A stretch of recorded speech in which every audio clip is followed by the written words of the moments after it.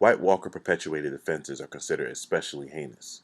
In Westeros, 4 dedicated friends investigate and discuss these vicious episodes as members of an elite squad known as A Podcast Has No Name. I'm Ambush. I'm Morgan. And today we have Megan joining us, and this is Hey, A guys. Podcast Has No Name. Woo. Woo, woo. Today we will be discussing The Conjuring 3, The Devil Made Me Do It. The synopsis, the official synopsis, is paranormal investigators Ed and Lorraine Warren take on one of the most sensational cases of their careers after a cop stumbles upon a dazed and bloodied young man walking down the road. Accused of murder, the suspect claims demonic possession as his defense, forcing the Warrens into a supernatural inquiry, unlike anything they've ever seen before. Unlike anything. Unlike anything. Unlike anything. So I remember, before we jump into the main characters. Music. Sorry. Say again? It's a cue the Perry Mason music. I remember when the first trailer dropped and the title and everything, Morgan was like, really? The devil made me do it. That's the best you guys could come up with. The devil made me do it. I'm so happy you remember the things. 'Cause I It don't. is like a very baseline. I feel like that's like a 9-year-old excuse.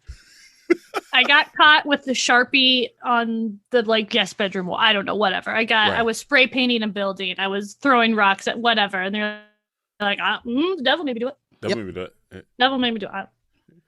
I claim nothing. Yes.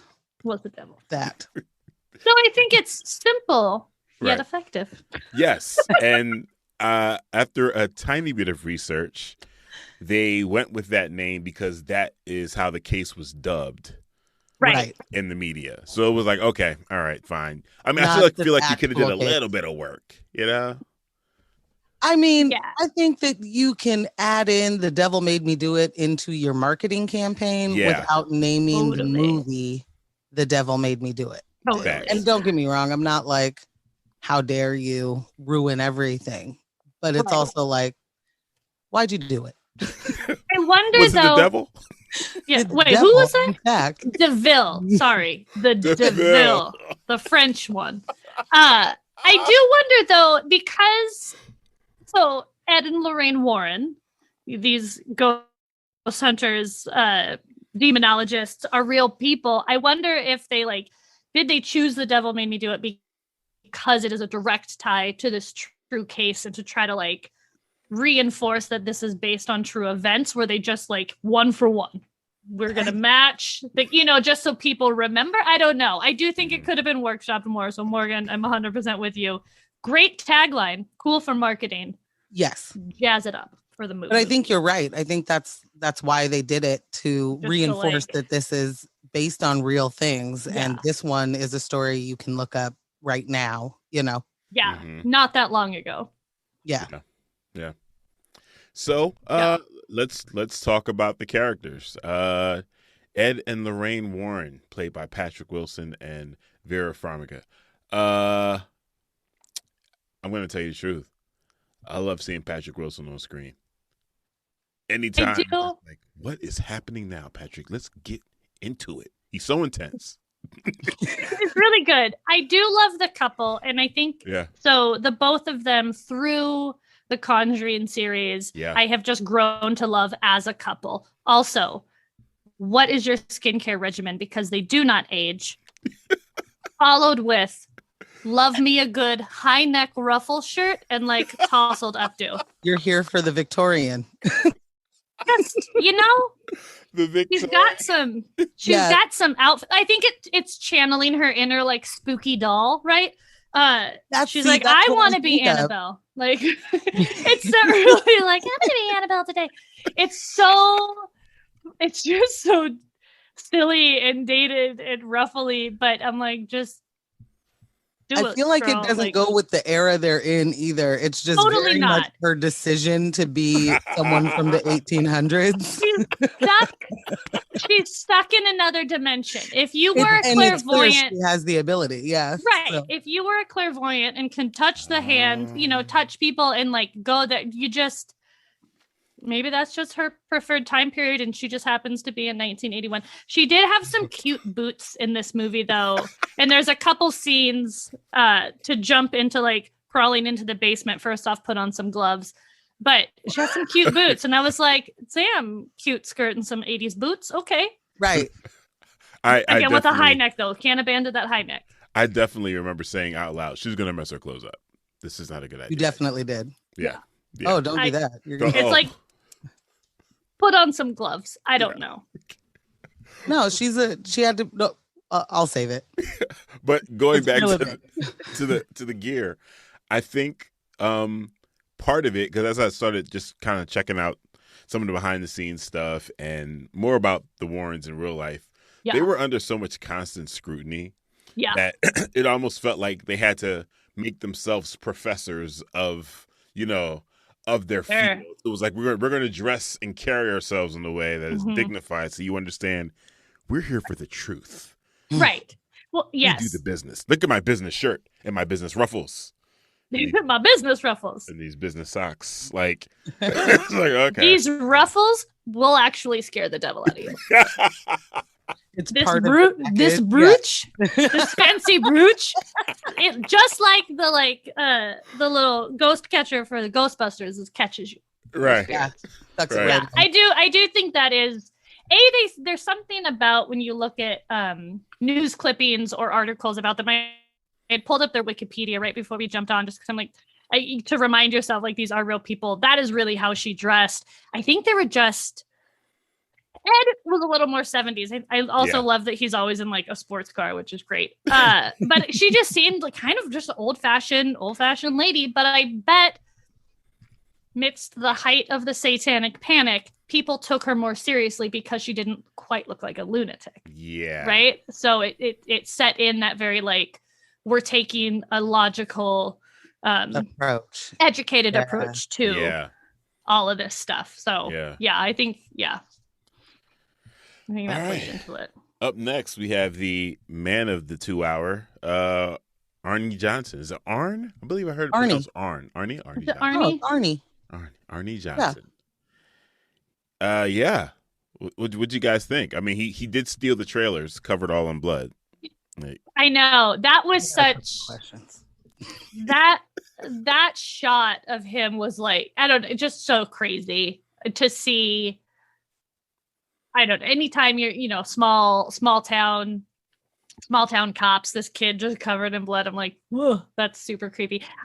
I thought he was an interesting, again, it's an interesting character because he did all these things. They didn't really get too much into him other than, like, his possession and what he did. It seemed very surface level on some things. Like, we didn't know who Arnie was. There was no real backstory on him other than the possession from the beginning through his actions to being in jail. I think the actor did a fine job. Like, but then I felt like the rest of the story then was, like, elsewhere. Right. It was, he wasn't super, he was prominent, but not super. There were other things going on that kind of just distracted you from maybe what he was doing. Yeah. MJ, what you got? Yeah, Arnie was the original Captain Save-A-Ho of the movie. Like, I want nothing but to be able to marry this lady maybe later. And so I will take a demon from her brother. Right. To make her family happy. They'll love me. I mean, what? So that's the thing. She'll love me forever. That pretty much gave me all I needed to know about Arnie, is all I'm saying. I don't need much more. He's down. He's what you call a ride or die. Got you. All right. Die or die. Or possess or die. Oh, nice. Yeah. Nice. Yeah. It was, well, so that was one of my first questions was like, obviously he's committed to this family, he's dating this girl. The little brother is like, when are you going to marry? But the opening scene where they're like straight into this little boy's possession and exorcism, whatever. I'm like, why is this kid doing that? Like, it was a little off Yeah. because they hadn't given any, Yeah. they hadn't really established that relationship prior to him being like, get out of this child, other than if you just were to guess of like, oh, he obviously cares for this Cares child yeah. and doesn't want Right. a little boy to be possessed, give it to me, which maybe any rational, I don't know, person, would any rational person do the same thing? I don't know. But I don't feel like they didn't explain that very, so then he was just in it and you're like, well, he's the hero of the day. Well, let's take a pause right there. Put in the same circumstance where a child that you care very much about in your life, or your family adjacent to you because you're dating them, would you, in that same circumstance, tell the demon, hey, take me? Yeah. Okay. Well, you think of like, especially if it's a small child, like this little boy was what, 8, 9 years old, doing all sorts of Cirque du Soleil contortion tricks. That shit was not cool. That was Dude, not cool. That noise. I was gonna say That- the fact that was the soundtrack of the movie. Like I didn't need that noise for 2 hours, fam. I know. I'm sitting there. I'm like, am I breaking right now? Yeah. Right. Is this me or? Yeah. I think and be like, I'm an adult. I'm stronger. Come on, bring it on. Also, this child has his whole life to live. So I do. Sure. Yeah. My answer is depends on the kid. All right. Depends on the kid. I You're think. like, yes. Oh, not you. Yes. No, no. take it. No. Some things are symbiotic, right? Maybe that kid's supposed to be possessed. I don't know. Maybe it was that kid's time. Maybe that's that destiny over there. I didn't have nothing to do with it. Maybe that was his purpose in life, and you're like, Right. you know what? Who am I to get no what? You're doing great at this. Right. Yeah, you're doing great, sweetie. And who am I to stop you from living your life? Eyes are fogging over that foam, killing it. Mm, Take your time. Take your that- time. that zombie Yeah. look down, boo. Yeah, I'm like, I at 40 can no longer do this with my back. So go No, on with your- Arnie with- was not able to do any of that stuff either, and they ripped that man apart. no, he didn't look like under his leg. Like he didn't do that, which I was like, God damn. So Also, Okay, so jumping ahead. I know, sorry. So wait. Jumping ahead. So I caught a review. Shout out to Heavy Spoilers. Love Heavy Spoilers. You guys know I love that show. So good. So in talking about Arnie specifically, Kevin was like, you know, he got sentenced to 5 years. No, he got sentenced to 5 to 10, but served 5 years. Yeah. And Kevin was like, for murdering someone. It wasn't like there was no type of, I believe the story, so I'm going to watch how I talk about Arnie. And I think the reason we didn't get so much of Arnie in this is because it's kind of a difficult line to walk, right? This is someone who was alive still. This is someone who was convicted of killing someone. So you don't really want to make them the hero or make them too endearing or give us too much. You'd be like, oh, Arnie. It was like Arnie did a thing.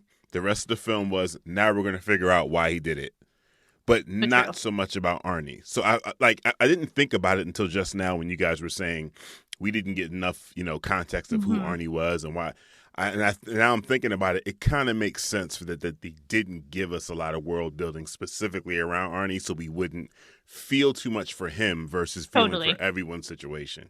Totally. No, and that is actually a good point. And I think it's those moments where you get so into the craziness and like the sound, the score, these crazy, creepy sounds, the like dishes flying, all of these things happening and just like the momentum and emotion and spooks of a movie that in your head is based on true facts and based on a true story, but it's still such a fantastical thing that you're watching that your brain can't always be on like true facts all the time. So that is a good point. I didn't think about that too. Also, is he still alive? Oh yeah.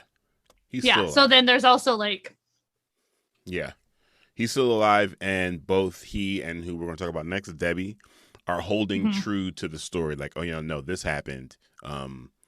This was not Arnie doing this. He's not responsible, So, yeah. So, yeah, Debbie Glatzel.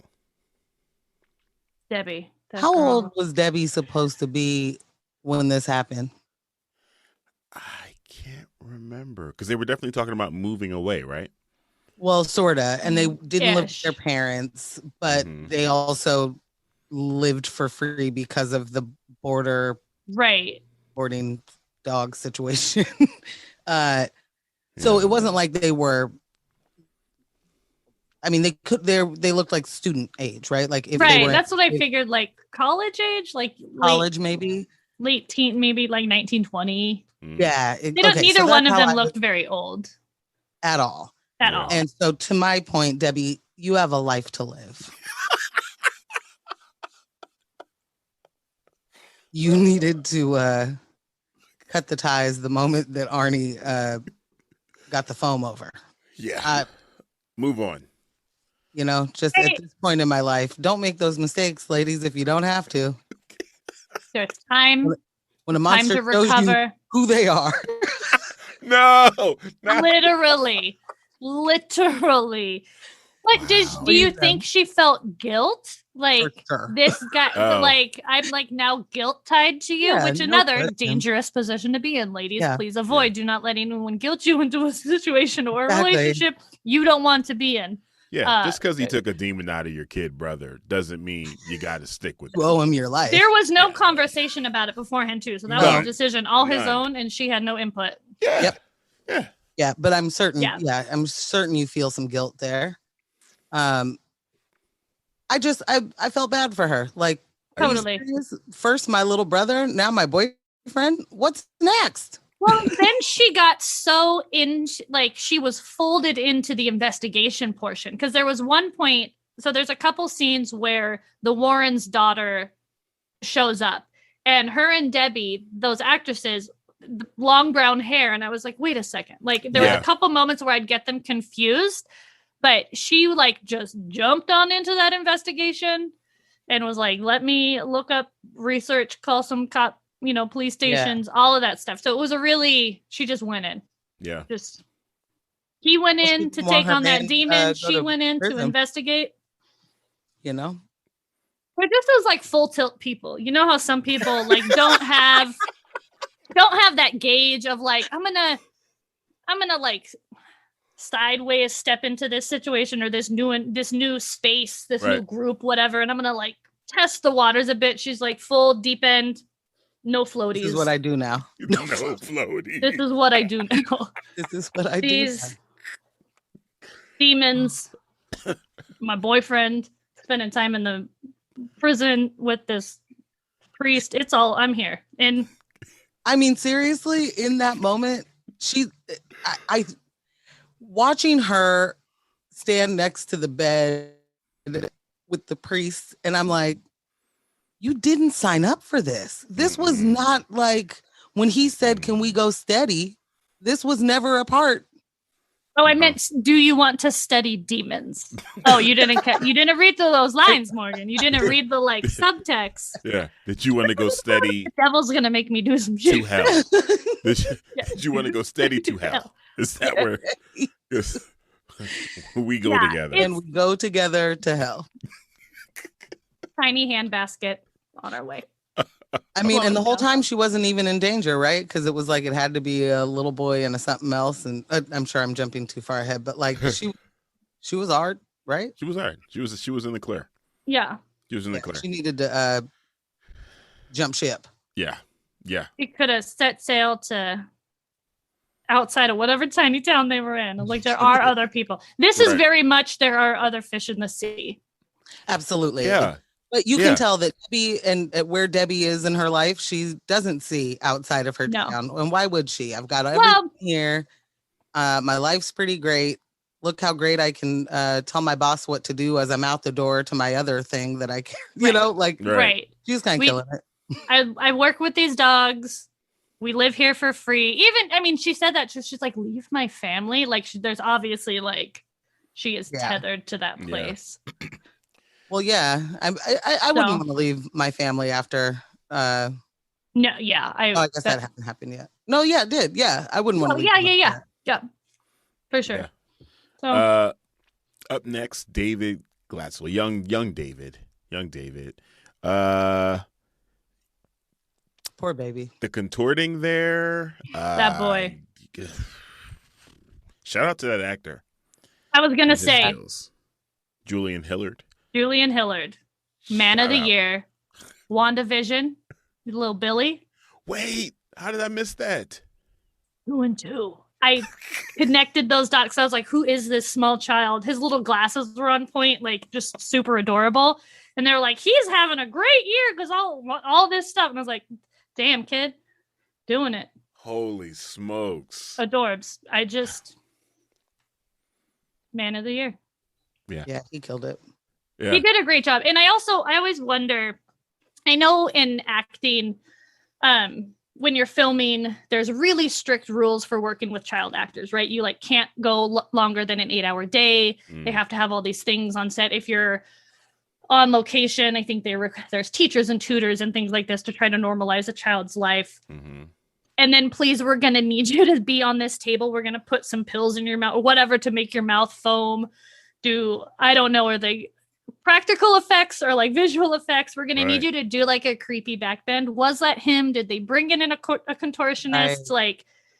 To have on a very outside of the movie on the production side, how do you prep a child to film such nutso scenes and to not is there, I hope there's a therapist there? Do they talk about it afterwards? That's some crazy, you think back to The Exorcist and Linda Hamill swearing and just doing what she did in the movie, which the most, right? It's crazy. He did a real good job and was super adorable. Yeah, we must find out what the union allows because how much contorting can you do in one day as a child actor? Contractually. Yeah.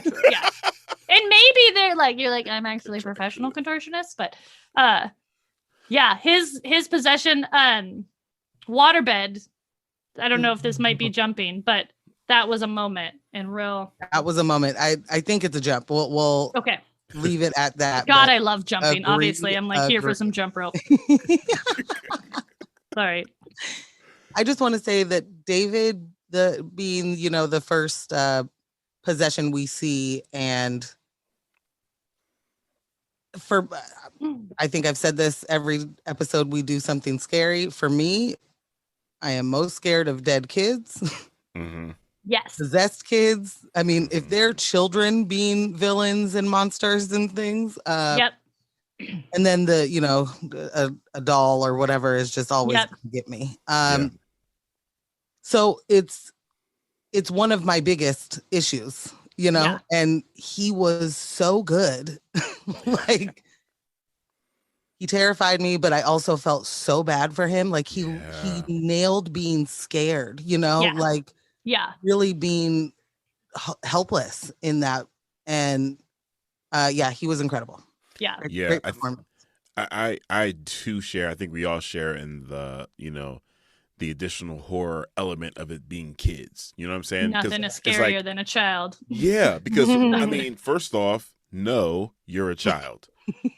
Secondly, there's a split second where you're trying to ration. How do you defend yourself against a child? I can't. Right.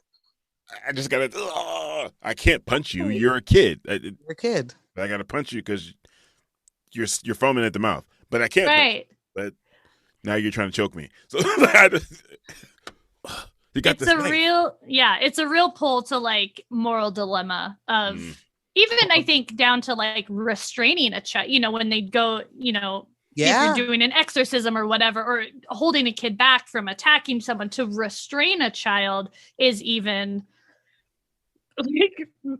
emotionally and mentally difficult. But some of the scariest things, scariest movies, scariest haunted houses I've been, seriously, just an empty room with a child in the corner. Yep. I'm out. Terrified. Yeah. If that's a haunted house, I'm out. I'm peeking in that room. We're going to keep walking. There's nothing. Yeah. Oh, I have to go through this room to get out? It's okay. Mm-hmm. I'll backtrack. I'll meet you guys in the parking lot. I'm not going through the room with the kid in it. Where's that special exit? Because you have to have them. They're somewhere. Right. Yeah. What's the safe word? What do I say? Point me. Get me out. Bananas Foster? Well, how do we get out of here? I don't know. I don't know where Bananas Foster came from, but That's our new safe word, guys. Yes. Kastner, played by John Noble, the old priest. Denethor. Say again? Denethor. Lord of the Rings, Steward of Gondor. Yes. He was a piece of work. Oh, he's great. Terrible. He's a creepy old man. Creepy old man. Yeah, he's great. And then it's like, why are Catholic priests creepy? Like, he was scary. He was great. Felt like, even from those first scenes when you're first introduced to him, like so disconnected. And there was like a vacant, like his eyes, like someone was vacant. Yeah. And you find out, I think they started alluding to a little bit why, but he's got this like, there's a space there and it's creepy. And he's a great actor. He's just got that like, ugh. Yeah, he definitely nailed it. I like, again, once everything is revealed, it does start to all make sense, like why he's so, detached in those moments. But yeah, this is what I love seeing him. This is what this guy does every single time. Every single time. And then the final person we will talk about before jumping into the movie discussion, the Occultist, Eugenie Bondurant. So I love this villain. I feel like I would have loved to get more of her, but the way that they gave us her in little portions here and there, and then, in some of the, just like in the rewatch, we'll see more little places where they hid her, like standing in windows and things like that. She was great. There wasn't too much emotion from her. It was just, oh, I'm here to do the evil thing. Yep. And that's my time for this scene. I'm out. Just have done, magic cup, and go. She was rad. I did watch it a second time. I actually watched it again last night, and it's always, once you know the story and you can watch for like the side things happening, she does pop up, and it's super great. That's one of the things within the Conjuring series is those like dark corners, dark holes. Dark corners, dark holes. A thing's gonna happen. There's always these moments which maybe feel predictable, but I still love them. Like I know it's fine. I also appreciate, and I was actually having another conversation with a person about a totally different movie. Like, can we just have some evil women characters? Yeah. Can they just be evil because she's like, I got really into the occult and now this is what I do, and I'm here to like curse and cast spells and like fuck shit up, bring people back down to hell. Can I just be evil on my own account? I don't have to have like gone through some personal trauma. My parents didn't have to be killed by Dalmatians. Like I know. Like, can I just be a bad person? Like, can people just be bad? And that was it. She had it. There's a backstory. They give, I think, enough of like, you can piece together how she was interested. Totally makes sense. And just wicked. And long creepy finger. Whew, like that's a good point. I think far too often we've seen, well, he was just born bad and they knew from so young that You're right. And then with women, it has to be as this evil has to be as a result of something else that played out, whether it was the abusive father, the abusive boyfriend, there was some sexual trauma. There's something that she can't catalyst. There's this like outside force that then is now turning, because women are so fragile, and we all know how fragile white women are. We're a tender bit, but there has to be this like catalyst to like turn you, because I couldn't just do this shit on my own. Right. No free will. And I'm like, just be evil. Yeah. The world is your oyster. It's curse. Totally that. I just want to add that it's totally that idea that white women are pure and they would not ever, unless they had to, or were. You wouldn't. Yeah. There's no evil. She was just making the hoods and for her husband. She didn't think anything of it. She didn't feel a way about it. She doesn't see color. You know? We can't think past the end of her nose. Yeah, it's just all these like bullshit Right. tropes Yeah. that you're like, this is this There's like just some evil ass women too. There's evil women. Yes. The monsters are the people. Yeah. Yeah. Like, yes. yes. Yeah. Fully agree. Yeah. Yeah. Sometimes Monsters it's are the generally not as complicated as people want to make it out because sometimes people are just pieces of shit. Yep. Sometimes they are willing to sell their soul to the devil, and sometimes that's going to entail giving For to no other reason soul other than like this book looks to be able pretty to rad. do it. Yeah. It's like, Oh, I can read Latin. Let's go. Like, I don't know. Like, this language looks phonetic. I'm gonna sound it out in a creepy ass basement with What some happened? tunnels underneath for no. Yep, here for it. I Let's got do some it. bird bones. I don't know what else do we need. All right. So as we jump into the story here, I need you guys to give me your 5-word description of how the film made you feel. Let's tap into our feelings for a second here. I'll give you MJ. mine. Mhm. It's not so much feelings. Mm. But how I left the movie was, why do they need priests? Ha. Ooh. For what?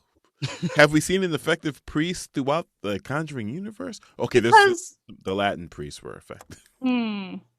without the priest, our evil villain wouldn't have been introduced to all of these occult items and these learnings in the books and all that other stuff. No, Yikes. good point. Yikes.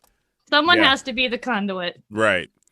And then also they've made the priest a continuous plot device where until we get the okay from the Vatican and from the church, we really can't do anything. Right, which is complete and total bullshit. And the reason I say that, and I don't mean to jump ahead all the way and step on your guys' 5 words, but the reason I say that is with Lorraine's spiritual abilities Mhm. and Ed's confidence that only a white man can have, they don't need the church. They are the church. They are the She church. she touched a dead person's hand, and then the occultist could see her too. Her connection stronger than Wanda's or some shit. Like, we need No. to, It's the actual hex. Let's just go right. there. Like, True hex. there's some stuff there.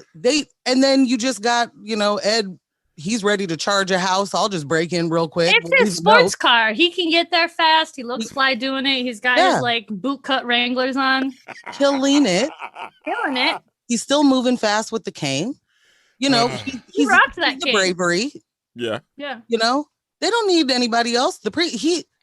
She told old girl with the power of the Calvary or whatever it was, like, may the power of Christ compel you, and blew her hair back. They don't need no priest.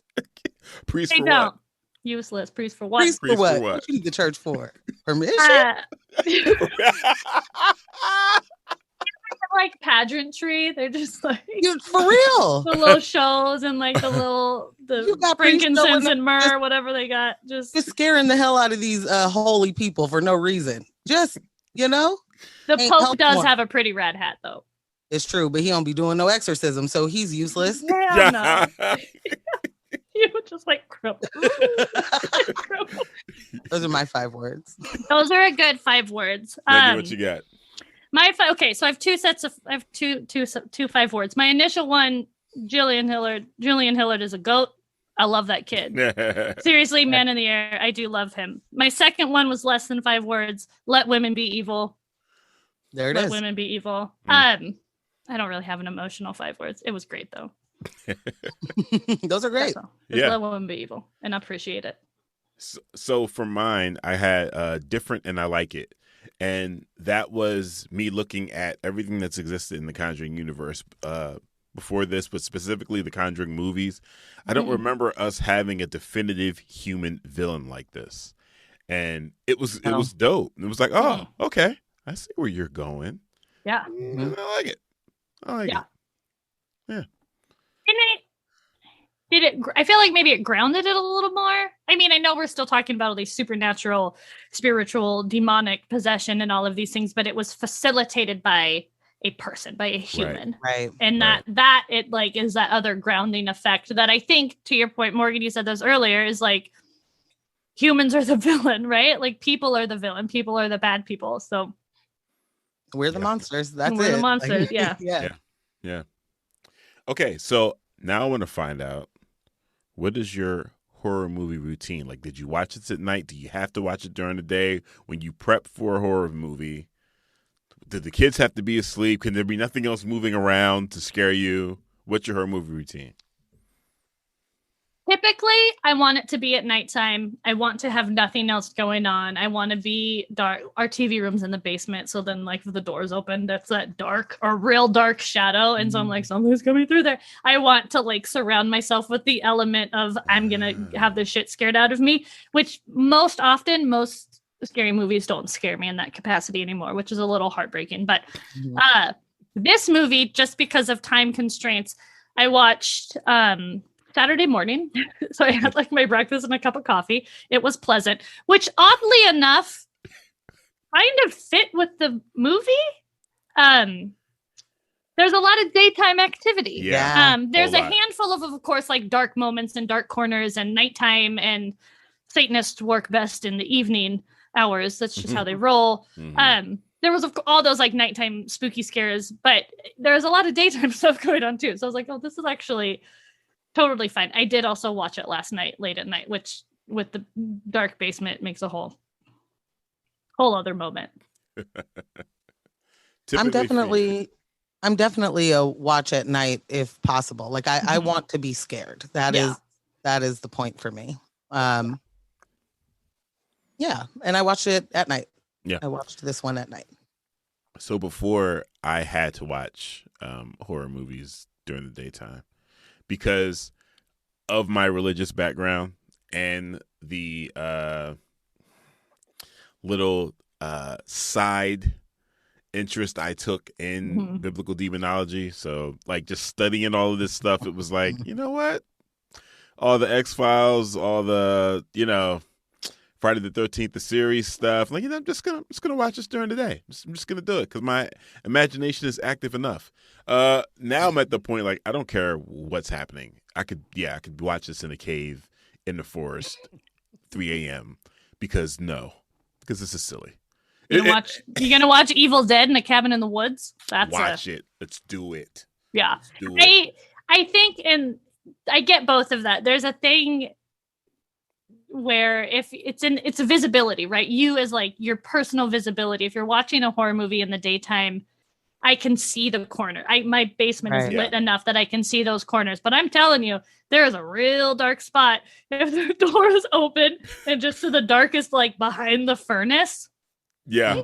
Yeah. But I love it. It's this like, now it's like you're fully like in it. You're totally enveloped in this movie, which that's the whole point. It's an escape. You want to like be fully in it. So if I can like make my surroundings match that.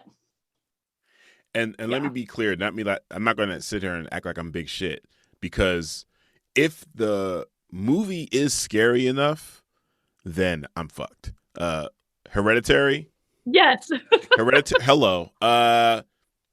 No, you should watch that daytime on a porch if you can. You never want to be in darkness watching it. Like, no. I don't think we've ever, like, we own it. Do you have a treehouse? Burn it down. Yeah. Bruh. Yeah. Get that treehouse out of here. Like, no. Like, we watched it the one time in the theater. I love that movie. And it was on your birthday, right, Morgan? Mm-hmm. And then we sat in the car and we just like, why did we do this? This is not how you do this isn't how you birthday it up. But it is. we were just done. And yeah. Mm-mm. So yeah.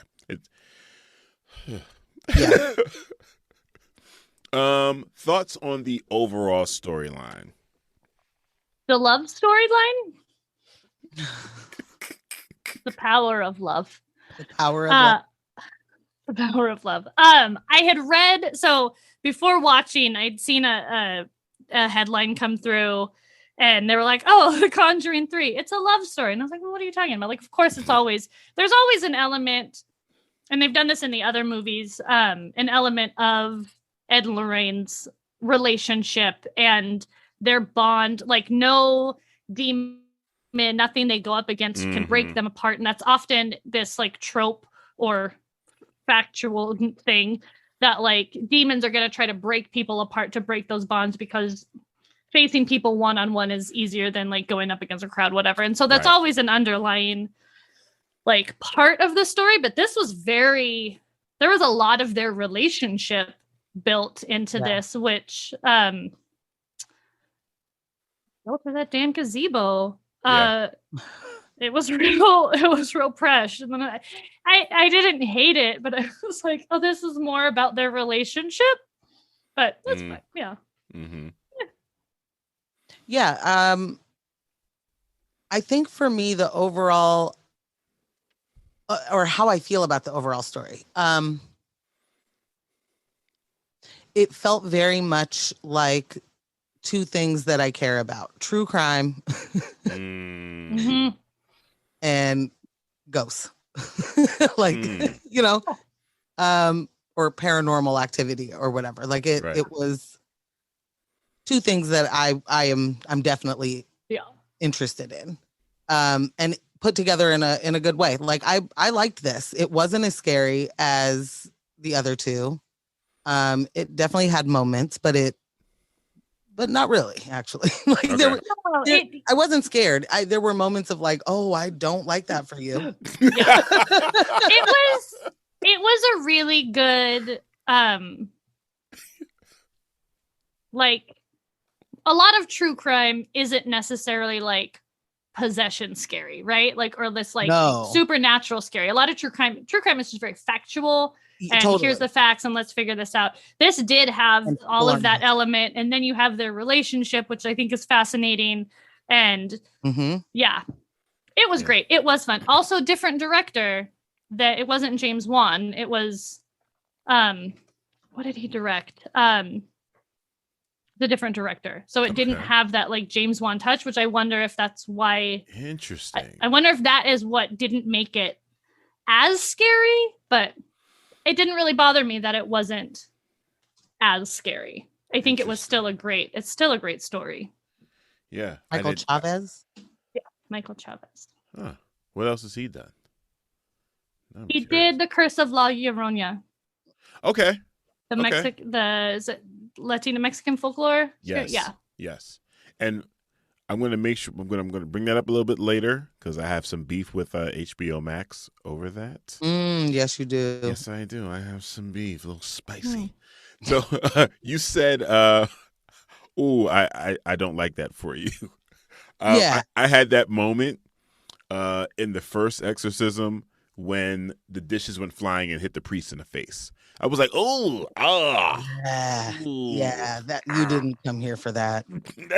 He did not. No, but it was good. On the menu. It was good. It was great.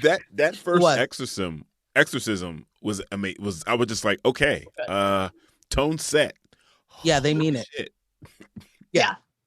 Agree. Not only do we mean it, not only are these plates and all your dishware going to come flying out of your cupboards and hit this priest in the head, but this again is a child. Right. Game set. You can hit back when you feel like it. Like, it was great. It was super insane. There's a moment when, because I do love horror movies and I do love true crime, but there's a moment when the priest shows up to the house where they have this very like shout out to The Exorcist, the like foggy house in the corner, which was beautiful, and that made me very happy. I saw that in the trailer, I was like, "Oh, great job, great job!" Giddy. And I'll never get tired of that. They can do that in as many films as they want. Give us that same shot. And then I feel like this is also part of the Conjuring universe, and it's interesting now hearing that James Wan didn't direct this one, but maybe this was. This director's paying tribute to James Wan's work, but always that hallway scene where something's coming. Yeah, we get that a lot in these Conjuring Conjuring films. So like the nun coming up the hallway, and then you had Lorraine running towards herself in the hallway, and then also the occultist running towards Ed. I'm like, more. It's like they're coming at the screen every single time. You're Right. Like, I know something's gonna happen. Yeah. Mhm. Well, and also when Arnie is killing Bruno, Yes. he comes at you. There's that very Yeah. linear, centered, Yeah. paired with like Yeah. that like Yeah. ticky tacky like bone cracking sound. Mhm. Yeah, it's so good. So were there enough scares in this? Did you need more scares? Was the storyline enough with the true crime balance? Well, so for me, there weren't really scares. It was so there weren't enough because there weren't any. I mean, maybe some of them were scared, but like even when he was looking through that burn hole or whatever the heck that was, Bruh. and I made a note. and they drew it out for so long, like. I was waiting for like A finger. I was looking for a you creepy definitely finger. have to lose an eye if you're gonna give me 60 seconds of lead up Yeah. to like like so that wasn't scary. Like none of it was just like, oh, you're on the other side. right. Mhm. Like, That's actually that's into the other bedroom or whatever. Yeah, like it's like the literally big- other side of our laughing plaster and wallpaper. right. I- Like the big yeah. animated, reanimated dude from the morgue was like like are you gonna make it? Probably not. Like, I don't know that you'll make it to me. You know what? There was the point he did get fast at one point, but you know what I'm saying? Okay, Like, I would say Yeah. that's the one place I'm gonna stick to it right here. Like that scared the shit out of me. oh, okay. Well, I you did- got it, boss. I did not enjoy that at all. Lorraine, let go of the fucking hand. Why can't you hear me tell you, let go of the hand? This thing is getting closer. And then when he snatched her away and it just fell through, it was like bloom. I said, oh my God, that was too close for me. But she astral projected down into that creepy cave. Yeah. I think because so much of their relationship overshadowed any potentially scary parts because there wasn't like the whole look. I made a note. I was like, never look at a creepy ass burnt hole in your wall because something's gonna come through and get your eye. Oh, but it didn't. Oh, but it right. didn't. It won't. There was these like build up moments and these like Yeah. anxious anxiety building moments, but nothing really got hit me as like scary that I'm didn't scared. that lasted longer Mm. than the like short 30 seconds that whatever we experienced. And so then I was like, oh, this isn't really a horror. I mean, it's still a horror movie, leans more on true crime and a movie about their relationship, but totes fine, but Mhm. not super scary. But that guy, that big old dead guy, he had some speed on him. Yeah. And I'm like, He did at the end, but yeah. I don't know. There was a moment where he was just sort of like, it was, Yeah. it was like, you're not getting anywhere, bro. Yeah. When he first stood up and was doing all the bone cracking, Yeah. It's that noise. Can't handle it. like, Yeah. no. Not a fan. No. Again, he was scary. He was maybe one of the scariest. Maybe Father Kasner, though, was really actually scarier than he was because he knew the whole time. He was Yeah. withholding information. He knew that he had unleashed these demons, Yeah. literally. So there was just these momentary scary bits that were like short-lived. Mhm. And then we I just don't know kinda why. I cycled think through them. I don't know what happened. That dude was not scary for me at all. Mm. It was for real, like, oh, okay, it's the big dude with the long hair. He'll come get you. I don't know. It just didn't. He wasn't scary for you in real life, nevertheless. Next death. time we're Yeah. out and this large dead man approaches us, Morgan, you take the lead. You got it. Ambush and I will be in the back. I'm gonna talk it down. You are. know? You're like, so what do you need? What's happening? You don't What have do you clothes need? on. Also, who's holding someone dead girl's hand? Let go, please. Somebody Right. let the dead Whoever's girl's hand. clutching this dead girl's hand, I'm gonna need you to let go now. Hold on. Okay, we're still talking. Okay. Yeah. Look at me, sir. Yeah.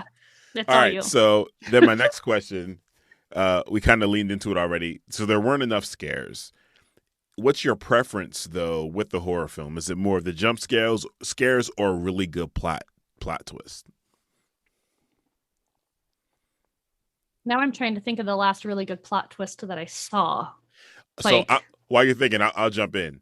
For me, it's definitely the plot twist because if that plot twist hits you, and then I get to watch everything else that preceded before that in the film, like line up, I get additional fear about what's going to happen next. It's like, oh my God, no! And then it's like, it's kind of like, we keep referencing it, but it's like the end of WandaVision. When you saw her reading the Darkhold, I'm like, oh my God, no! No! We're doomed. We're doomed. The scares are great. I love the jump scares, but I know there are people that just like slasher films. They want to be scared. Something around every single corner. Like even like the whole fun haunted house experience. I'm like, okay. There's only so many times you can make me jump. Right. Before it's like, okay, all right, cool, great. Yeah, I agree. I don't think it's like one's better than the other. You can't have a good movie no matter how many jump scares if the overall, story isn't good and there isn't a good plot twist in there somewhere.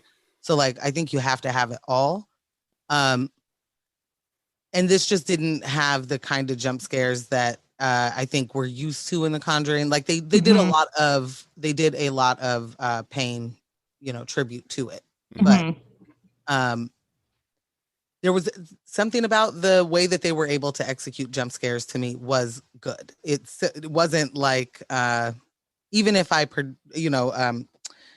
assumed it was coming, or if it was really easy to know, it was still like, that. Like I want to be scared. But when I think about like a plot twist, what if the plot twist is a good plot twist, but not that great? So like Cabin in the Woods, I liked that plot twist, but it didn't make it scarier for me. It made it more campy for me. It made it like, oh, so okay. Yeah. Yeah. So so then the scary part is heavily relied upon the tropes and the jump scares that happened, Yeah. Like the plot twist made it less scary for me, but I don't dislike that movie. I think it's a good movie. Yeah. Oh yeah, classic. But so I don't know that you can do it versus, I guess is what I'm saying. Okay. I think they definitely tie in. I feel like I'd love a really well-timed jump scare, even if, like you're saying, Morgan, even if it is like kind of anticipated or maybe it's predictable, which I feel like a lot of those scenes of like scurrying down the hallway in this movie were, I've seen it before, it's predictable. I know when you stare in that dark corner for a long time, I know that's happening. I know after this poor little boy is in like crying in the bathroom corner, he's going to get up and come for you. Like, right. You know this because we've seen it before, but I still love it. It still gets me, still makes you jump.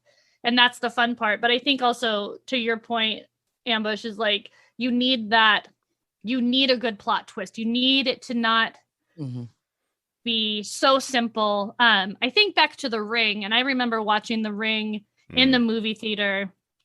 And I was I was in college. I was with my roommate. She was a film major. And of course, the whole time we're trying to talk through this scary movie. That might have been, outside of Hereditary, one of the other movies that like truly scared me. But trying to piece together what is happening with this story, because with those tricky plot twists, if it's just scary and irrational, we want to rationalize it, right? I think as humans, we want to try to figure out there's some sort of logic and applied logic, because then you can reason if it's logical. But if that logic isn't there, then it's just like too out of this world and too scary. So I think that's that fun, like, which also ties into true crime. You're figuring it out. You're trying to like use our internal detective skills to like, okay, like what is happening? These things are happening. And then you get those jump scares, those good scares spliced in. That makes it even more powerful. So yeah, I think Morgan hit it. It's not necessarily a versus. It's a one needs the other, but plotline definitely. Plot and like the good twists have to be on point to carry it through. Okay. All right. Where does this rate against the other Conjuring films? Just The Conjuring, specifically 1, 2, and 3. Are we going like A, B, C, D? Yeah. Or 1, 2, 3, 4, 5? 1, 2, 3. Just between. Is the third the best? Where does it fall? In the middle? The third would be third for me. Okay. Yeah. I can't remember right now. I can't. Do you remember Ambush? Do I like the first or second one better? I've made this declaration before. I just don't. I feel like the second one I you think liked better I think with so with the too. English family. Yeah. Oh yeah. Yeah. Yep. That was So the turn up. I would go Conjuring 3, Conjuring 1, Conjuring 2. For your number I one went spot. 3, Yeah. 2, 1. Yeah. Yeah. Yep. Same. Second. Okay. Second. All right. The second was, so the first one was great, Yeah. but it was like such an introductory. And then the second one, they were like, we get it. And then they went third. And the third one, still good, but like scaled back. Yeah. Yeah. Or like Yeah. not scaled back, like, but like the lens shifted in a different direction. Right. Yeah. It shifted. Right. It shifted. Yeah. And I'm not mad at the shift. It's just No. comparing to the other two. Mhm. Yeah. And maybe if I watched, upon a second watch, maybe my ranking would. Oh, she says no. Yeah, I mean, I feel pretty solid in it. I feel solid in it. Yeah. The fact that we're all in agreement, I think. Yeah, exactly. Yeah. That's helping. We're all saying the exact same thing. Yeah, that second one was definitely a turn up. They established so much in the universe leading up to it that the idea that a demon was controlling this ghost to scare this family was like, wait, what's happening now? Right. This is like What? like Demonception. Whatever. Right. It's like I'm like, this doesn't sound like employment. Are there benefits? Like, what's happening here? You just working this guy? You just working this? Yeah. He's Just working them. all he wants to do is kick people out of his house and watch television. You're making him do other stuff now? Yep. All right. Okay. How does this villain measure up to the others for you guys? She was good. I mean,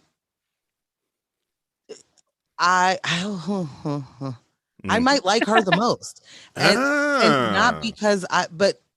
not because I was so scared of her, right. but I was scared of her. Yeah. Don't get it twisted. I mean, that is what an evil woman looks like to me. Like she was terrifying. It was terrifying.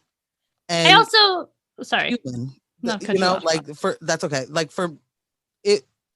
It's scarier when it's people, like, so I don't know. For me, I'd say this is, the other ones have been scarier, but this is a different kind of scary for me and more real. So she would be my favorite one. Mm-hmm.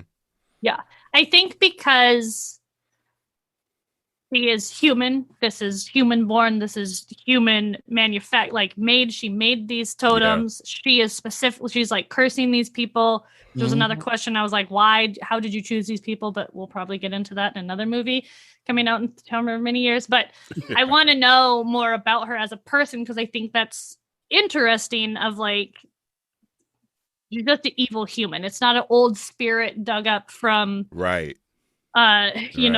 nuns gone bad or whatever, which was still great. And I love those, but because because it's really more heavy in that supernatural demonic realm, they're spirits, they're not of this world. Yeah. The scare tactic, like you said, like the opportunity for spooky visual effects, even though they had some real good ones in this movie, like because it's so spiritual, now you're getting into this like spooky mist and all these other crazy things. But anytime it's rooted, and when evil is just rooted and tied to a human, that's, I think, always going to take precedent, because we're people. I definitely enjoyed I definitely enjoyed her, and I agree with you guys. I rank her pretty high, probably right under we're just talking about the Conjuring films, probably right under Valak, who is the main demon in the second one, the nun. Yeah. Who I did also love. She's maybe my second. Unbelievable. But it's a scary one. Yeah. She's so good because, again, she just exhibited such a degree of control and chill. Like every time she came on screen, it was just like no one else in here is in control but me. And she just moved about the scenes like, you're all my playthings, and I'm going to dip out real quick, and then I'll come back in, and I'll make. Smoke fade, but leave my eyes. Man, like Yeah. the amount of control that she had over the entire situation was just like, oh, she's scary. I do not envy any of you.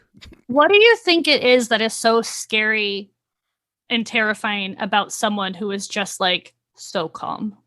It's almost that like no emotion. Like I guess it's the lack of emotion that is scary. It's the lack like, of emotion. Yeah. That's like it. It's Yeah. There's too much going on for you to be this calm. Mm-hmm. Right. You couldn't possibly care about anybody in this situation except for you and your goal if you're this calm. Right. Yeah. In this much chaos. Yeah. And even like when you have villains that are like cackling with insanity, like that's scary too. But this, you're just calmly having a conversation with Ed while you're doing all this evil shit, and I'm going to take a step back and fade into the shadows, and I'm gone. That disappearance was great because her eyes just lingered and like the little spooky peepers. Like, excuse me, ma'am. No. Yeah, it is. Yeah, I guess it is. There's just like no emotion. I have no ties. Even if you're cackling like maniacally at something, that's an emotion. That's a feeling. Yep. You feel that your evil ways are funny or whatever. Right. Like you're feeling it. But that like blank slate, just no fucks given. Yeah, that's terrifying.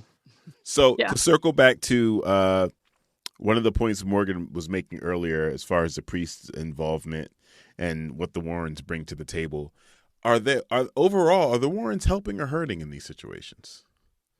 I guess we can... I think so this was 1981, the year of my birth. I think they really helped to drive home people's fear and interest regarding like the satanic panic, because this was just like the height of when all that was happening. I think in their hearts, I really think they thought they were helping. I really do. I really think they sincerely thought they were helping. And I think the movies still always lean onto that side of they were helping find answers, whether or not when they're talking to the lawyers for Arnie and they're like, he obviously did this, like he's getting this for manslaughter, but like help us make reason of this, help us try to like put some sort of context around his admission of the devil made me do it. Like let's help us frame that story. So I think they, I don't know if they help. I don't know. Maybe mixed bag. I think they thought they were helping. It's a mixed bag. We're going to be discussing some of the real world tie-ins, and I'll save my opinion of whether they help or hurt. I think I want to separate the Warrens in the films from the Warrens in real life. So the Warrens in the film, I think definitely, they're meant to help. They're meant to be saviors here. In real life, I have a different assessment. After doing a teensy bit of just like surface level research, I have a different assessment. They're grifting? Yeah. Yeah. Which I mean, too, when you think about going back, look up information on the Satanic Panic, it was so big, and then however many years later into QAnon, like I think they were grifting. I think in their heads they thought they had these skills and abilities, and maybe she was clairvoyant. I have never met one. I am also not one to say whether they are real or exist or not. I have no personal experience with that. Right. But it just, people were so sensitive to possession, and they were ready. That's why The Exorcist was so scary when it came out. This was truly terrifying to people because they really thought that this was a possibility, and they sold it, her Victorian ways. that high neck ruffle blouse. She sold it because again, they looked legit. They looked like reasonable, rational people, and that makes sense. I can follow that. How would you describe the film to someone who hates horror movies? For someone who hates them? Yeah, someone's like a non-horror movie enthusiast. How would you describe the film to them? Let me Hmm. add some more to that. In Yeah. the way that you would try to coax them to watch it, in a disarming way. It's a love story. Nice. It's a love story about a woman who believes she is clairvoyant, and her husband, and they are involved with this murder case, this crime story of this kid that unfortunately murdered someone. Really heartbreaking, really traumatic story. Involves his whole family, his potential nephew, right? Old family priest, maybe a woman that's summoning demons, but it's fine. It's fine. Yeah, I think I would lean into that love story The angle. love story, the multi-layered love story. Yeah. Yeah, and He just built say, her a gazebo. have you seen a romantic comedy that ends with the couple being in love forever? Oh. Oh. You know? May I interest you in this Lifetime movie? Hallmark holiday special. Yes. The Conjuring 3. The Conjuring. The Devil Made Me Do It. Oh, okay. I was just sticking with if we're going Lifetime or Hallmark, like that is their title. I mean, I don't know who they had to pay to be able to use it, but that's it. Yeah, they did it. I think you're right. There is definitely, like, we could look it up. There's a Lifetime movie named The Devil Made Me Do It. There has to be. Yes, absolutely. I feel like it's a very Angela Lansbury, like, cup of tea murder movie, but for Lifetime. Yeah. Daytime murder, always. Speaking if we were gonna, get them to watch it, that's how. Yeah. So real world comparisons. And I'm putting this out there to say, does it even matter at the end of the day? So some of the things, I'm going to talk about the Warrens first. I'm going to give you guys a couple of notes that I came across in my recent studying of the real world. Facts around the Warrens. So they're notorious, Ed specifically, is notorious for withholding evidence for analysis by any outside groups, any other professors, any other paranormal specialists. He's notorious for keeping all of the evidence and just being very guarded around it. There has been a series of books that they've been responsible for each of these cases. Like I think about a good 8. This is just what they do. Per case? No, I'm sorry, a book per case. Oh, okay. Okay. Sorry, I misunderstood. They have a lot of thoughts. Whoa. They have a lot of ideas. Yeah. We got to let you guys know what happened. So literally act like they're case files, okay. Yeah. The Conjuring 1, I'm sorry, based on the Snydecker family. The demon possession or family, was it demon possession or was it a family impacted by drug and alcohol addiction? Because that's what it looked like. That's what it looked like, especially to the family members themselves. They deny. It's always like, I won't say it's always.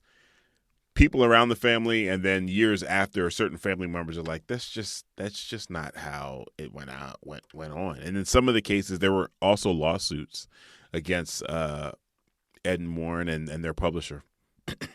In The Conjuring 2 with the Enfield poltergeist, the English family, the family denies the details of the account, and the two youngest daughters, when they got older, they admitted to faking. Oh. So that photo of like them floating above the bed, one of them floating above the bed, she was jumping on the bed. And even so they played some of that out. They played some of that out in the film when they had the video of the little girl throwing pots and pans in the kitchen. So that was supposed to be a nod to all the skepticism around the case of them faking it. So they did kind of address that in the film. But yeah. And then also, from what I understand, the Warrens were like, they barely were involved with that case, like at all. Like the timing of their trip and the amount of exposure they had to the family was very, very limited for them to have come back and create this whole narrative around what actually happened. And then, they make the book. In The Conjuring 3, the priests that were involved in the case denied that there was ever an exorcism performed. Oh, Oh. Mm-hmm.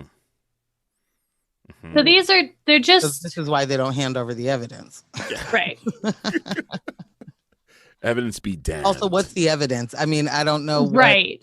What are they supposed to Well, hand that's the over the thing. Annabelle doll? Like, what? Well, do that's you the thing, mean? right? It's supposed to be they're in there with all this equipment Mm-hmm. and they're testing for temperature and Yeah. thermal scans, and we pick this recording, like all of this stuff, all this evidence gathering they're doing to verify the claims. They never turn that shit over. It's like, listen, we're the pros here. Do you see the ruffles? Do you see my sports car? Do you see how high my collar is? Sir, It actually can't get any higher. it's 80 degrees. So this serious. is a turtleneck. Be serious. And a blazer. And a blazer. And Be a blazer. serious, sir. So they were just write books, guys. Yeah. Yeah. Write books. Just write books. Write horror novels. Why do you Yeah. have to now involve the lives of other people or to go in? I wonder. So for the family in England, the second movie was based on when Ed and Lorraine in real life went there. Where were they in their like popularity, notoriety within the world? Were they like they peak were or mid peak? They were mid peak. Okay. But then when they came back with that story, that was it. Okay. They were top of the charts. It was like, oh my, look what they are international. They're bloodhounds. Yeah. They're smart. Killing it. They know well, so you know enough of like the zeitgeist surrounding the satanic panic, what is terrifying people at that time in the late 70s, mid to late 70s, early 80s, to be able to hear about these things and be tied into those fringe communities, whether it was a connection through the Catholic Church or wherever, to just go snapshot. They just were good storytellers. Excellent storytellers. And also selfishly centered themselves in every single story. But like make them money? I guess it did. Oh yeah. Oh yeah. I'm guessing no, it did. It had to. They were doing it. Yeah. They were making it. Mm-hmm. That's where I think it comes into them hurting people. Because I would imagine families that don't know, or like people that just aren't, I don't know. Your family is going under such stress and like dealing with this, like to tell these people like, I will pay you whatever to, get this demon out of my child. Like that's where their like sensational grift becomes super hurtful. Yeah. I mean, think about it. So imagine there's a family that's going through some issues, right? And then you have a member of that community who is caught up in the satanic panic, and they're like, there's something going on at that house. Right. And then they make the phone call to Ed and Lorraine. Yeah. And now Ed and Lorraine come in for a consultation, and it's just like, okay, well, we have issues, but no one ever said anything. So now they have this series of questions that help build the story. Well, have you ever felt like, are there moments spots of the house that are cold? Right. You ever feel like you're not alone? Like, and then what ends up happening in some of these cases, they'll have the interview or whatever, they'll have the little assessment, and then the family is like, okay, that was weird, and they move on with their life, and then a fucking book comes out, and this book says, this family has been terrorized by demons. And then people show up at your door, and then you're getting interviewed, and then, So then you have a choice.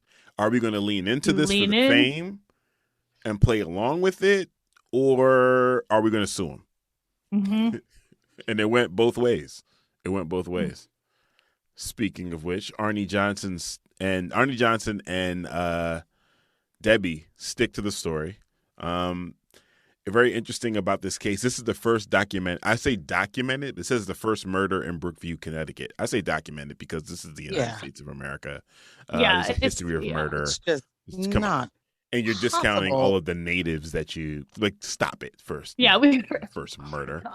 Yeah, that was I was stuck on that for a while. Like, did they say first ever? Bruh. No. Did they just name the town yesterday? Yeah. We actually were born yesterday here. Got it. So it's the first documented murder in Brookview, Connecticut. The defense switched from demonic possession to self-defense because that demonic possession thing was not flying. Right. He was sentenced to 10 to 20 years for manslaughter and served 5. And like I said earlier, Debbie holds to the story of the possession. So I think this is an example of the families leaning into it for whatever, self-serving reasons. Right. I guess also, trying to make the best of a situation. Well, I think if you think about, they grew up in this small town, obviously a small town that has never witnessed murder before. Mm-hmm. In its history. It's week-long history prior to them realizing this. If that's all you're exposed to and you see this and you see someone you like, even to witness someone murdering someone in front of you, if it was out of self-defense, that is a traumatic experience. So to now we're going to shift blame because I cannot in my heart of hearts believe that this person that I love is capable of doing this. Mm-hmm. Even if it was to defend me, we're going to shift this too. So yeah. Make the best. She's in it. She's just committed, Morgan. There's no leaving. She can't. She's not. There's no other. She has no other options. I mean, she does, but in her head, she has no other options. She's in. I mean, here stuck. it is. Years later, she's part of the marketing for the movie. Yeah. Some of the interviews that they've done with her are part of the Warner Brothers rollout for the film. Like, it's so Blair Witchy. Like, yeah. There's cuts in between her and some of the scenes and the actress that plays Lorraine, and they're going back. It's like they're using, of course, they're using them to legitimize the story. Of course. But honestly, for me, it doesn't make a difference. I don't need this to be real. No, I don't need this to be based in any reality for me to be able to enjoy it. No. But I do think it's important that, people understand that these guys weren't really doing the thing. Right. I think we can have the fictionalized version of them. Yeah. Which I'm still love. And then to realize that just because something is based on a true story doesn't mean it's point for point factual. Right. This is not a documentary. Yes. Right? Like, and to know that there are always going to be less than interesting parts of these people's lives, which could be like them scamming people, pulling shams, and like all this stuff that we just don't need to talk about that. Let's focus on this other cool stuff and look at this cool lady putting witch totems in flower vases and cursing people, making little sculptures. She's really into like homemade sculpture handicrafts. She's great with her hands. Thing. Yeah, she's got wire work going. Maker's Fair craft witch style. It's cool. High Plains grifters over here. It's fine. Just direct your attention. No beads. Wow. No bead work. No beads, but maybe she is silversmithing on the side somewhere. Oh, legit. Yeah.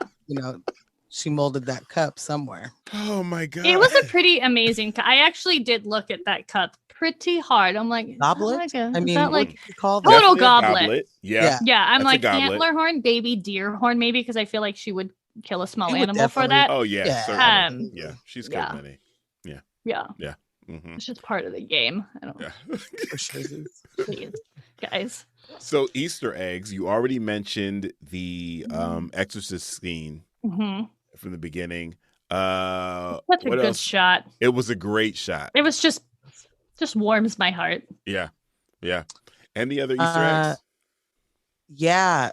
The waterbed was totally Nightmare on Elm Street. Like, when Yes. Getting all the Freddy vibes. That was creepy. Also, waterbeds are creepy. Also, waterbeds are so creepy, so gross. And like not practical. Whoever thought? No, who is it for? Like, what I want to know, anybody listening to this, if you had a waterbed or have and enjoy it. No, you're lying. I want to know how. Yeah, we need to talk. I need the sweet deets on that. You can't even get out of the damn thing. How do you get out without injuring yourself? when you roll up I just against feel that like you're wood, gonna break it. yeah, you're definitely rolling up against the wood and harming yourself to get out. Yes. Or Yeah, the 'cause there are- sheet. The sheet rolls up and then you roll over onto that cold have experience with this. Not fucking fun. It just looks like a bad time. Yeah. It's terrible. Not so much an Easter egg, but a consistent thread that ran through Annabelle was the Disciples of the Ram. Yes, And I was like, cool, let's focus on them. I want that movie now. Yeah. I want that movie. That's what I was going to mention. You stole it, but yes, that is it. He definitely Kastner definitely was credited with dissolving investigating and dissolving the Disciples of the Ram, and that's a direct Annabelle tie-in. Yeah. When I was watching some of the Easter egg videos, I forgot how much I enjoyed the second Annabelle. I forgot that Alfred Woodard was in it. Like, I'm like, I need to go back. Yeah. But we are doing the rewatch, so Yeah. looking forward to that. But I was like, oh man, I got to go back and check these out. Okay, so real quick before we vote and close, I got beef, HBO Max. Ooh. I got beef. Wow. First off, shout out to the homie Michael over at Bridge City Comics. I told him we were doing this review, and I was like, gotta watch Conjuring 3 this week. And I said, this may be my first time back in the theaters. I'm gonna mask up, totally forgetting this was going straight to HBO. But yeah. So HBO they've been putting together these little packages, like the entire Harry Potter collection and the entire Saw collection. And then for The Conjuring, they put the entire Conjuring Universe. But And you were like, yay. Yeah, but they omitted one film, La Llorona. Mind you, La Llorona is on HBO. Under suggestions, it's there. On the same slide with the Conjuring Universe, you can go boom, boom, boom, La Llorona, boom, boom, boom, Conjuring Universe. Why isn't it in there? Yeah. Well, and doesn't it say Racism. part of the Conjuring Universe? Like, isn't that like on the like main title page? Yeah. Like, yeah, that's exactly what it says. What do we need? Is it included on Spanish HBO? Like, what are you doing, HBO? Was it? No, not feeling that. Rude. Yeah, Rude. not feeling that racism. HBO, not feeling it. Get it together. Rude. Very. Rude. Very. That is so. I'm Don't they know people are purists and we need like thorough attention paid to this? Yeah. I mean, if you're gonna this is like not even that hard. This is No. how many are in the universe. Okay, great. Let's put them all in one folder is what they were doing. Yeah. And then they were like, not that one though. Right. Because it literally says if you go to La Llorona, it says part of the Conjuring Universe. Right. So right. they literally were like, but no, not you. All of them, but in not this that folder. one. Yeah. Judged. Someone judged real hard and they judged wrong. Yeah, wrongly. You've chosen poorly. So let's do the vote. Let's bring it on back. The traditional way we vote, our rating system are the no names. We do a scale of 1 to 4. All right, and then we collect the votes together and we determine what the final vote is. So Do that. we used to. It was ridiculous. Remember we were doing like 0.5s. We'll do that part. We just say our own. It was but too then hard. we did it like, all right, okay. I mean, you do you, but you the one that you got the maths. I don't Listen. have the brain for the maths. Things are about progress. We don't need to go all the way back to the drawing board. If we got to a point where it was fine, I'm good there too. Stick with it. Scale of 1 to 4, how many no names do you give it? 1 being the best or 4? 4 being the best. 4 being the best. Being the best. Yeah, so treat no names like stars. Got you. Mm-hmm. Really want to get into like a 0.75 here, like see, and that's star search style. Like you can do that. That's what we were doing. That's the issue and why we don't collectively do the number. Yeah, because we had to add the points up. I'd give it a 3.25. I was gonna say 2.75, but it might actually just be a 3. I still really enjoyed it, so I think at the end of the day, I still had fun. Okay. Was it scary? not really. Mm-hmm. And that's not bad. Right. Yeah. One of those two. You want to meet in the middle, like a 3.18? Right. Yeah. I don't want to go over the 3. I will stick Right. between 2.75 and 3. And Megan already said it all. I liked it. Yeah. It's good. It's a good addition, I think. Mhm. You know? Yeah. But yeah, it's not a 4. It's not a high 3s. So I will 2.75 or 3 if I just want to reserve the right to change my no-name vote after watching it The second time? Okay. All right.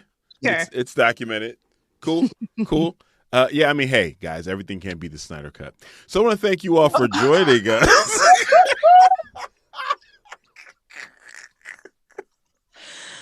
Wow. I That's how we're closing out now. I tried. Gosh. Oh, yeah. So thank you guys for Thank you.